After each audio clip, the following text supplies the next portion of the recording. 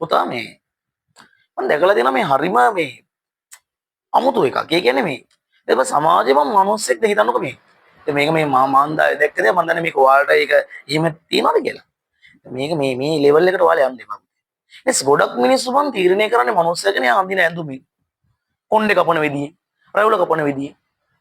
එහෙම තමයි තීරණය කරන්නේ මිනිස්සුකනේ මූ මේකෙක් වෙන්නේ නැති කියලා.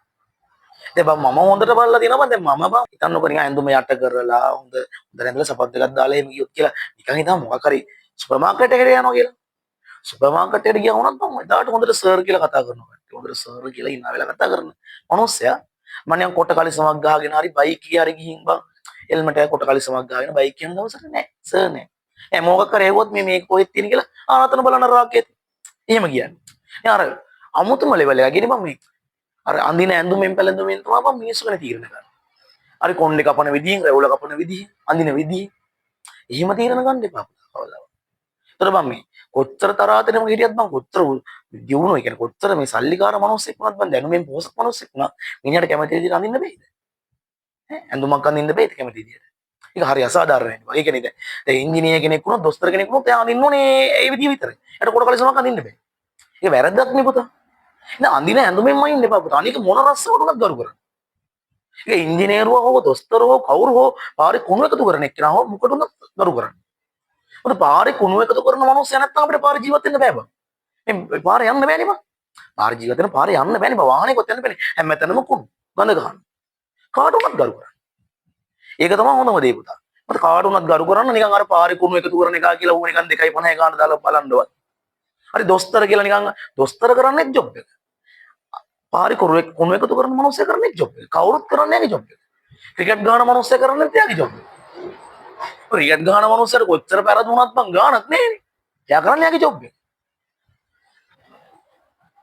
එහෙම තමයි ඕනේ මනුස්සෙක් කරන්නේ එයාගේ ජොබ් එක. එතකොට අපි දැනගන්න ඕනේ බං කාගුණත් රස්සාවට ගරු කරන්න විශේෂයෙන්. මේ අර ඇඳුමෙන් පැළඳුමෙන් තරාතිරමෙන් කියන්නේ ඇඳුමෙන් පැළඳුමෙන් බං මනුස්ස ගැන හිතන්න එපා. හරි. ඒක කරන්න එපා. හරි මම මට අත්දැකීම වෙලා තියෙනවා. ඒකේ මම කියන්නේ. කියන්නේ එහෙම කරන්න එපා පුතේ. ඒ කියන්නේ හරි වැරදි වැඩක් ඒක. ඒ කියන්නේ අපි එහෙම කරන ලොකු වැරද්දක් ඒක. මොකද මම මේ ඇඳුමෙන් පැළඳුමෙන් අපිට කියන්න බෑ මේ මොහොත කොහොමදත් කියන්නේ. හරි. මොකද කොට කලිසමක් ගහන් ආවා කියලා මු හිඟන්නෙක් ගාන දාන්න එක. හරි. දික් කලිසමක් ගාන හොඳට යට කරන් කියලා ආවා කියලා මු නිකන් හිනා ලොකු වැදගත් පන්තියේ මිනිස්සෙක් කියලාවත් නෙමෙයි. හැමෝම මිනිස්සු. හැබැයි මං කියන්නේ ඒත් එහෙම තාමත් තියෙනවා මේ සමාජේ තාම තියෙනවා එහෙම සීන් එක. තාම අඳින ඇඳුමින් පැළඳුම් තියෙනවා.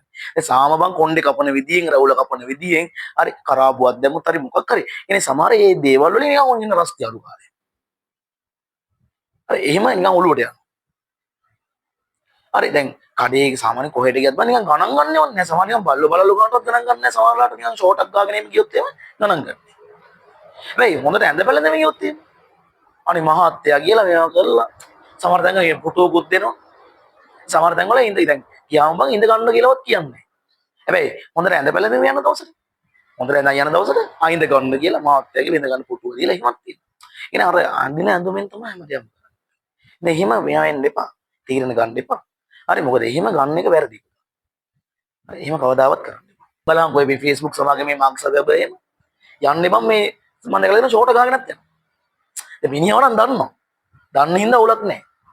හැබැයි දැන් අපි දැන් මෙහෙම නැතුව ලෝකේ ලොකුම සල්ලිකාරයෙක් ගියා කියනකො ෂෝටක් ගාගෙන මේ මිනිහව හැබැයි කවුරුත් දන්නේ නැහැ කියලා වැඩි. ඒව නැති උන් නිකන් දෙකේ කොලෙට දාලා තමයි ගණන් ගන්නේ මිනිස්සු. එහෙමයි මිනිස්සු. ඉතින් ඒක නිසා මේ ඔයාලා ඒ තත්ත්වයට වැටෙන්න එපා.